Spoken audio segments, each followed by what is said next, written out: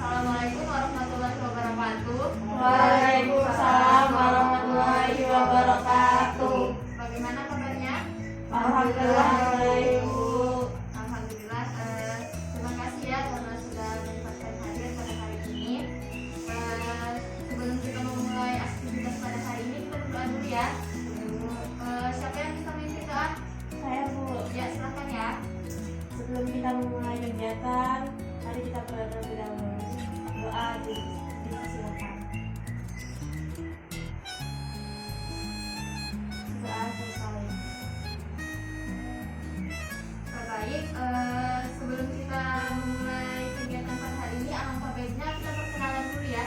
Ya, Bu. Perkenalannya itu nama, kelas, sama hobi. Dimulai dari sebelah kanan ya.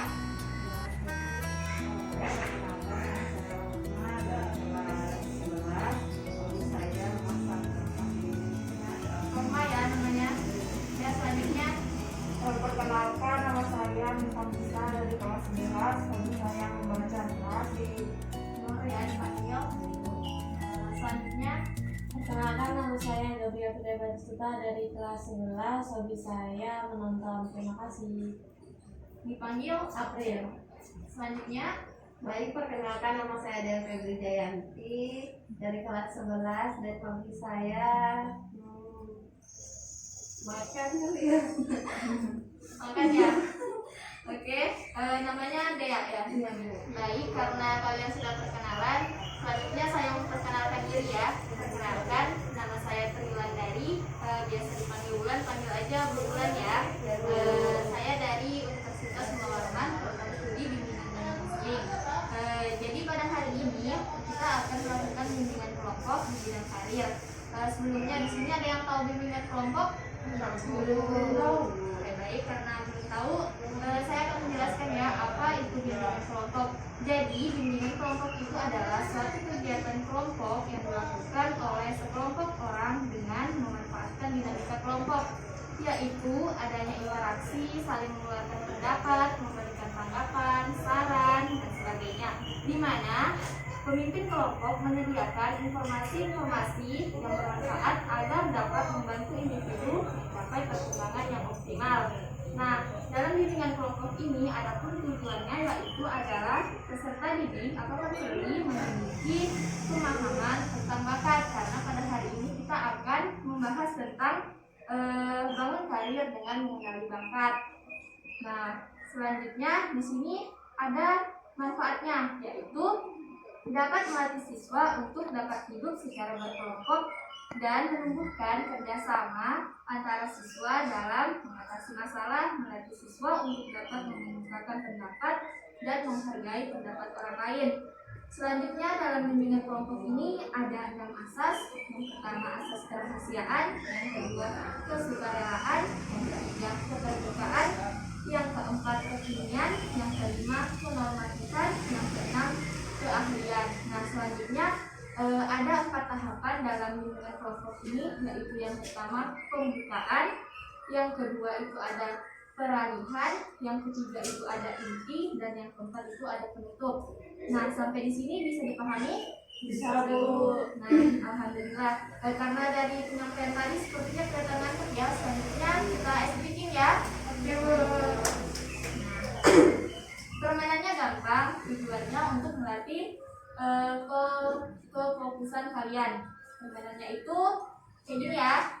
Marina menari di atas menara. Nanti ibu akan menyebutkan Marina menari di atas menara secara acak. Jadi kalian konsentrasi ya. Kita percobaan dulu ya. Marina menari di atas menara. Ya, semuanya bisa ya. Kita mulai ya. 1, 2, 3. Menari, Marina di atas menari. Marina menara menari di atas. Marina menara di atas menari.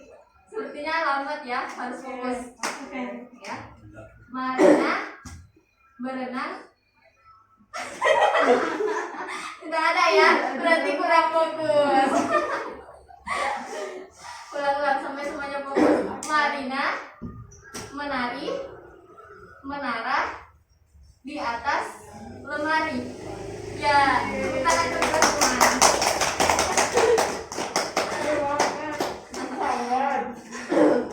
Baik, karena kita sudah melakukan SPQ, sepertinya kalian sudah semangat dan siap untuk menerima materi dari saya. Nah, pada kesempatan ini kita akan membahas tentang bangun karir dengan mengenali bakat. Nah, di mana kita akan memasuki tahap inti yaitu 45 menit. Apakah kalian sepakat? Sepakat. Oke, baik. Oke, karena kalian sudah sepakat, tadi kita akan melakukan bimbingan kelompok selama 45 menit. Kita sudah masuk di tahap inti ya. Pada tahap inti, Ibu akan menjelaskan materi yang Ibu sampaikan, yaitu membangun karir dengan mengenali bakat, di mana pada hari ini Ibu menggunakan media poster dan Ibu juga akan menampilkan video, di mana nanti video itu juga berisi tentang cara mengenali bakat dalam diri kita. Nah, sebelum masuk ke materi, ada yang tahu bakat itu apa sih? Saya Bu, Ya, silakan. bahan itu kayak satu misalnya dia potensi yang kita punya dan kita saling melakukan yang kurang lebih kayak seperti hobi gitu Bu. Nah, benar ya. Selanjutnya ada lagi yang menurut pendapat ya, silakan Nur. Kalau menurut saya Bu, bakat itu sesuatu yang kita miliki tapi harus diasah lagi Bu, biar bisa jadi lebih bagus atau nanti bisa buat ke depannya.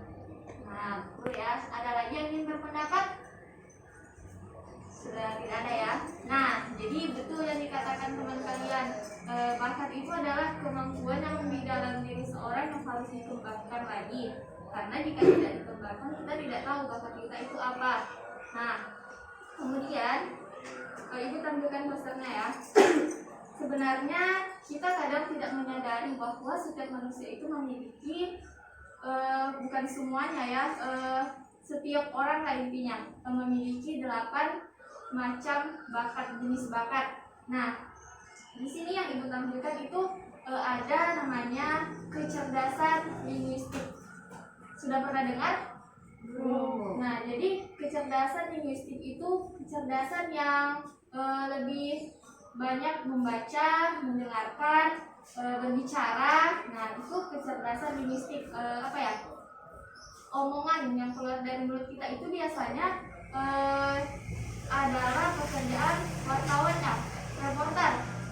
Kemudian yang kedua itu adalah matematis logis, yaitu di mana keterampilan mengolah angka atau kemahiran menggunakan logika.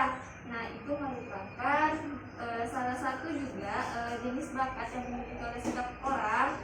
Nah, di mana pekerjaan yang dibutuhkan itu seperti ahli matematika, ilmuwan, dan sebagainya. Nah, itu kan berarti bakatnya dalam berhitung ya. Nah, bagaimana cara supaya kita tahu bakat itu, kita harus sering berlatih. Nah, kemudian spasial, ada yang tahu itu spasial apa? Nah, jadi spasial itu kemampuan seorang untuk memvisualisasikan gambar di dalam kepala atau menciptakannya sendiri. Berarti yang seperti dibayang-bayangkan itu ya. Nah, itu seperti melukis, bisa bayangkan kan? Nah, orang kalau melukis pasti membayangkan apa yang akan dituangkan dalam gambarannya. Kalau tidak dipikirkan berarti tidak bisa ya. Nah, selanjutnya kecerdasan kinestetis jasmani. Nah, di mana ini berarti yang berkaitan dengan kesehatan ya, berkaitan dengan tubuh. Nah, itu biasanya merupakan kemampuan menggunakan seluruh tubuh untuk mengekspresikan ide dan perasaan, keterampilan menggunakan tangan untuk menciptakan atau mengubah sesuatu. Nah, itu biasanya digunakan oleh atletik misalnya ya, penari, kemudian aktor atau ahli bedah. Selanjutnya musikal. Tahu kan musikal apa? Ada yang bisa bernyanyi di sini? Nah, sebenarnya orang itu bisa nyanyi, tapi ya kurang dilatih aja ya. Nah, jadi tuh kita bisa nyanyi asal kita sering latihan atau ikut kursus. Nah, selanjutnya yaitu ada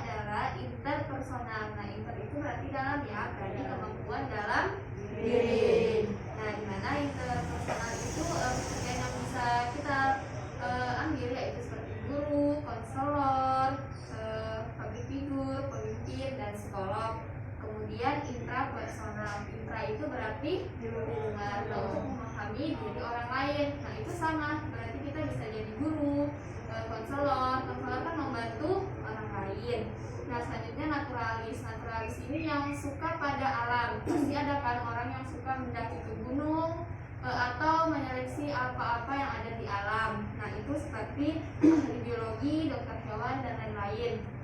Nah, seperti pada gambar ini ya, Ibu sudah mencantumkan ada pekerjaan sebagai penulis, sebagai penari, reporter, guru, polisi, pilot, bisa kelihatan kan? Bisa, Bu. Nah, ada pedagang, ada dokter. Nah, itu semuanya jenis pekerjaan. Nah, bagaimana mengenali bakatnya? Nah, di sini ada juga. Gambarnya ini seperti gambar teriakan ya. Ya, Bu. Nah, maksudnya di sini adalah kita bisa mendengarkan apa perkataan teman kita. Terkadang diri ini kan dinilai tuh oleh orang lain. Kita tidak bisa menilai diri kita dari orang lain. Jadi bisa jadi teman kita tuh mengetahui bahwa sebenarnya bakat kita tuh ini. Misalnya Nur ini berteman dengan Dea. Nah, Dea ini kan sudah berteman sama Nur, otomatis Nur ini kadang ya sekilas melakukan ini, dia melihat, kemudian dia merasa bahwa itu adalah bakatnya Nur dan harus dikembangkan. Nah, kemudian ini seperti gambar berdiskusi. Nah, berdiskusi di sini, nah seperti ini. Kalau misalnya kalian berteman kan, pasti kadang berdiskusi. Sebenarnya bakatku itu apa sih?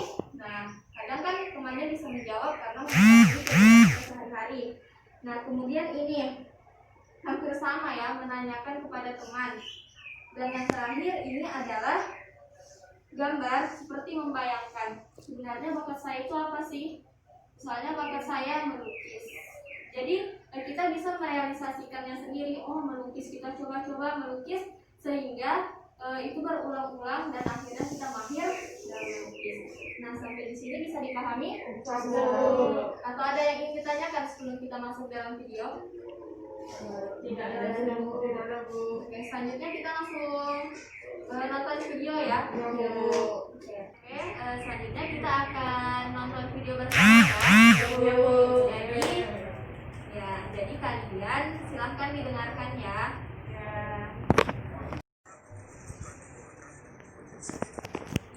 Apakah kamu pernah berpikir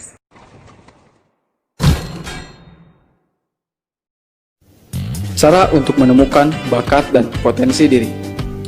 Apakah kamu pernah berpikir seperti ini? Aku ini berbakat dalam bidang apa ya?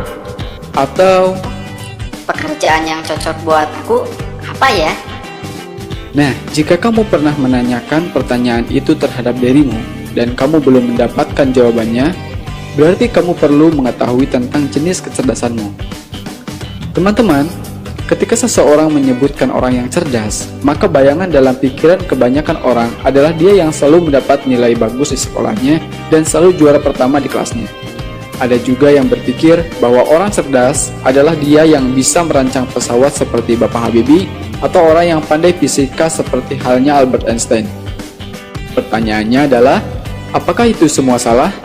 Tidak juga, hanya saja itu hanya sebagian dari 8 jenis kecerdasan manusia menurut Howard Gardner. Dan di video ini, saya akan membahas satu persatu dari 8 tipe kecerdasan tersebut. Dan sebelum melanjutkan, pastikan untuk mengklik tulisan subscribe yang ada di bawah jika Anda menyukai konten-konten seperti ini. Mari kita mulai. 1. Kecerdasan linguistik. Apakah kamu termasuk orang yang suka merangkai kata, pandai berpidato, lancar menjadi MC, lihai berdebat atau menulis, dan selalu bisa meyakinkan orang lain dengan kata-kata yang kamu ucapkan? Jika hal itu benar, berarti kemungkinan kecerdasan yang kamu miliki adalah kecerdasan linguistik atau word smart. Orang yang memiliki kecerdasan dalam mengolah kata ini pada umumnya mampu meyakinkan orang lain dan berargumentasi dengan baik. Mereka pandai menghibur, senang bermain dengan kata-kata, suka membumbui percakapan dengan hal-hal menarik yang baru saja ia baca atau dengar, menyukai membaca, menulis, dan berdiskusi, dan mampu mengungkapkan keinginannya dengan cara yang tepat, jelas, dan singkat. Jika kamu termasuk orang yang memiliki tipe kecerdasan ini, maka pekerjaan yang sangat cocok untuk kamu tentu saja adalah pekerjaan yang melibatkan komunikasi seperti penjual, pengacara, penulis, wartawan, penyair, presenter, dan lain sebagainya. 2. Kecerdasan matematis atau logika. Apakah kamu orang yang memiliki kemampuan merancang rencana dan suatu hal dengan baik? Pandai menyelesaikan masalah dengan penyelesaian yang logis? Atau mampu melakukan perhitungan dengan sangat cepat? Jika jawabannya ya, maka tipe kecerdasan yang kau miliki adalah kecerdasan matematis atau logika. Kecerdasan logika matematik ialah kemampuan seseorang dalam memecah masalah. Ia mampu memikirkan dan menyusun solusi dengan urutan yang logis atau masuk akal. Tipe kecerdasan ini adalah orang yang memiliki kecerdasan dalam hal angka dan logika. Orang dengan kecerdasan ini selalu berpikir rasional dan mampu memikirkan kemungkinan-kemungkinan yang akan terjadi secara logis. Mereka juga mampu memahami argumen lawan secara logis dan memecahkan masalah dengan matematis menggunakan kecerdasan logika. Dalam penelitian, kecerdasan ini digunakan untuk hipotesa sebelum dilakukan uji coba. Kecerdasan ini berhubungan dengan kemampuan berhitung, mengkuantifikasi suatu hal, membuat hipotesis, dan membuktikannya lewat nalar ilmiah. Kecerdasan inilah yang sering kita lihat sehari-hari di sekolah atau kampus. Ciri-ciri orang yang memiliki kecerdasan matematis diantaranya adalah senang bekerja dengan angka, senang menyiapkan jadwal perjalanan secara terperinci, dan senang dengan permain puzzle atau sesuatu yang membutuhkan kemampuan berpikir logis dan statis seperti catur. Jika kamu merasa memiliki kecerdasan ini, maka pekerjaan yang cocok untuk kamu adalah ilmuwan, akuntan, programmer, arsitek, dan masih banyak lagi. Pokoknya, semua pekerjaan yang membutuhkan logika, maka hal itu kamu sangat cocok di dalamnya. Yang ketiga adalah kecerdasan spasial. Apakah kamu memiliki kemampuan mengamati objek-objek di sekitar kamu secara cermat dan akurat? Apakah terhadap keindahan-keindahan yang dapat ditangkap mata? Atau mampu membuat desain ide kreativitas kamu dalam bentuk gambar dengan baik? Jika semua atau salah satu yang saya tanyakan kamu jawab ya, maka selamat, berarti kamu memiliki kecerdasan spasial atau picture smart. Kecerdasan visual dan spasial adalah kemampuan untuk melihat dan mengamati dunia visual dan spasial secara akurat atau cermat.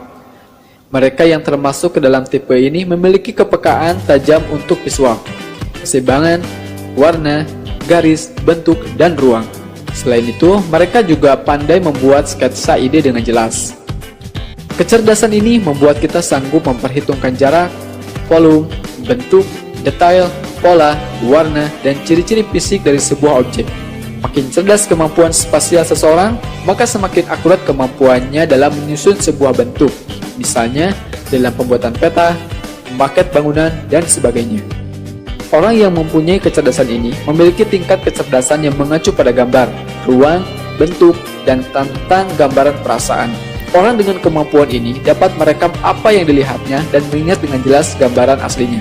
Mereka juga mampu menggambarkan secara nyata visual yang ada di gambaran mereka. Orang dengan kecerdasan ini memiliki kemampuan melukis, fotografi, arsitek, desain, dan lain sebagainya.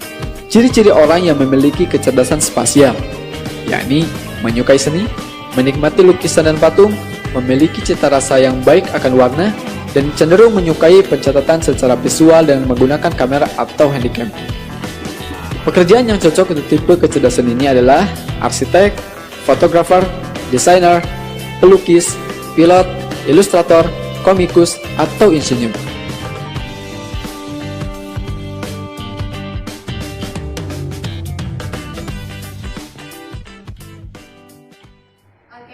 Karena kita sudah nonton video, maka kita akan melakukan refleksi. Jadi kepada kalian semua silahkan bertanya dari penyampaian tadi jika ada yang belum dipahami. Saya persilahkan ya, silahkan bertanya.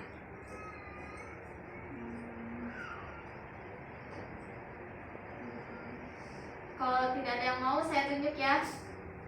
Ya, Nur. Ibu, kira-kira bakat itu, misalnya bakat saya kan berenang. Nah, terus nanti kalau misalnya saya mau mau ambil sesuatu yang bersangkutan renang, itu bisa nggak ya Bu menunjang karir? Ya, bagus ya pertanyaannya. Nah, dari pertanyaan Nur, ada yang bisa jawab nggak dari kalian?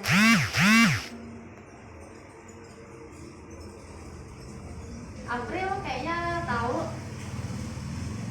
Silahkan dijawab ya. Kalau menurutku sih bisa aja, karena kalau kita semakin diasah kita renang akan bisa menjadi atlet. Jadi atlet kan bisa mengikuti lomba-lomba, dari situ kita bisa tahu karir kita. Baiklah, terima kasih. Nah, bagaimana Nur? Bisa dipahami? Bisa Bu. Nah, Ibu tambahin ya. Tadi bakatnya berenang ya. Nah, bakat itu kan kemampuan dalam diri yang harus diasah. Nah, jadi Nur bisa latihan berenang. Itu kata April, kalau misalnya Nur memang berbakat, bisa gitu, bisa ikut perlombaan-perlombaan nasional, internasional. Nah, dari situ berarti bisa menunjang karirnya Nur. Nah, tidak sampai di situ. Namanya kita sebagai manusia, kita harus terus mencari di mana kelebihan kita. Tapi jangan juga terus mencari kelebihan tanpa kita memperhatikan kekurangan kita. Nah, selanjutnya ada lagi yang ingin bertanya? Saya Bu. Nah, silakan ya. Saya ingin bertanya Bu, mungkin nggak di dalam diri kita, di dalam diri seseorang mempunyai bakat lebih dari satu? Nah, dari pertanyaan Dea ada yang bisa jawab? Ya, silakan Nur. Kalau menurut saya mungkin bisa, soalnya bakat itu kan sesuatu yang terpendam, jadi mungkin setiap orang punya lebih dari satu bakat. Kayak teman saya, dia bakatnya ternyata bukan hanya di bidang atletik aja, ternyata ada di bidang ilmu hitung juga, kayak gitu. Jadi bisa saja. Nah, Itu sih Bu, terima kasih. terima kasih ya Nur. Bagaimana Dea? Sudah paham Bu? Ada yang ingin menambahkan lagi? Nah, jadi benar, bakat itu bisa dimensi lebih dari satu ya. Saya punya teman nih, dia itu seorang yang bisa nulis, terus dia juga bisa menghitung. Nah, jadi penulis itu tidak mesti harus memang orang penulis. Kita awalnya nggak tahu, tapi ketika kita ikut kelas menulis, otomatis kita akan diajarkan cara menulis. Nah, jadi dengan begitu kita bisa tahu, oh sebenarnya penulis begini. Kita tinggal mencari bahannya dan ada kemauan dalam diri kita, insya Allah bakat itu akan timbul. Gitu ya. Apakah ada pertanyaan lagi? Nah, karena sudah tidak ada pertanyaan, maka kalian dulu ya yang menyimpulkan. Setelah kalian menyimpulkan, saya akan menyampaikan kesimpulan saya. Oke, kita mulai dari sebelah kanan atau ada yang mengajukan diri? Dari sebelah kanan ya, silakan sampaikan kesimpulan dari materi yang kita sampaikan. Oke, baik. Menurut saya kesimpulan pada kegiatan hari ini yaitu tadi kata Ibu tentang membangun karir dengan melihat bakat kita, dan sebaik tadi Ibu perlihatkan dengan poster dan juga video itu sangat menarik. Jadi kita semua dan saya sendiri bisa lebih tahu apa bakat kita yang terpendam dan kita bisa terus mengasahnya Bu. Terima kasih. Selanjutnya Nur ya. Jadi Bu, kesimpulan saya mengetahui jenis-jenis bakat, kemudian juga melalui video serta penjelasan Ibu itu lebih menambah wawasan saya tentang apa itu bakat dan bagaimana cara menunjukkan bakatnya. Itu saja Bu, terima kasih. Ya, makasih ya Nur kesimpulannya. Bagus. Tangan buat teman saya. Selanjutnya April ya, silahkan disampaikan kesimpulannya. Baik, terima kasih Bu. Menurut saya di bidang bimbingan kelompok ini kita bisa dapat mengetahui apa saja di dalam bakat-bakat itu. Ada menari, terus terus memasak dan segalanya. Terus kita juga bisa tahu kalau di dalam diri kita ada banyak macam bakat, kayak seperti kita mempunyai bakat menulis, tapi juga kita bisa mempunyai bakat menghitung, seperti itu Bu. Nah, bagus ya April, tepuk tangan buat teman-teman. Selanjutnya Dea, silahkan sampaikan kesimpulannya ya. Baik, kesimpulan saya hari ini, jadi tuh saya mengetahui di dalam diri seseorang itu pasti mempunyai bakat, dan bakat itu bisa melebihi satu. Lalu ternyata bakat ini memiliki kategori-kategori, misalnya kayak interpersonal, kinestetik dan lain-lainnya. Dan melalui kategori ini ternyata profesi-profesinya juga berbeda kayak gitu. Kasih ada ya, kesimpulannya lengkap ya. Tangan dulu. Nah, sangat bagus sekali ya, berarti apa yang saya sampaikan itu diterima dengan baik oleh kalian. Nah, dari penyampaian kalian semua, Ibu ingin menyampaikan kesimpulan dari Ibu bahwa untuk membangun karir itu kita harus mengenali bakat kita itu apa. Misalnya bakat kita sebagai guru, berarti kita harus belajar bagaimana cara menjadi guru yang baik. Nah, misalnya atletik, berenang kayak tadi, berarti harus belajar berenang. Misalnya membaca ya, menulis, belajar menulis. Nah, jadi kita juga harus mendengarkan dari orang lain, dari apa ya, yang kita senangi, yang kita sukai itu apa, maka sehingga dengan itu bakat kita akan muncul dengan sendirinya ketika kita mengasahnya. Oke, tidak terasa ya sudah 45 menit kegiatan kita pada hari ini. Saya ucapkan terima kasih karena anak-anak semua telah menyempatkan hadir dalam ruangan ini untuk membahas pendidikan karir. Ya. Sebelum saya menutup, persilakan April pimpin doa terlebih dahulu ya. Baik Bu, sebelum kita mulai kegiatan, mari kita berdoa. Silakan. Doa selesai. Alhamdulillah, saya mohon maaf apabila ada salah kata. Assalamualaikum warahmatullahi wabarakatuh. Waalaikumsalam warahmatullahi wabarakatuh. Selamat pagi. Pagi.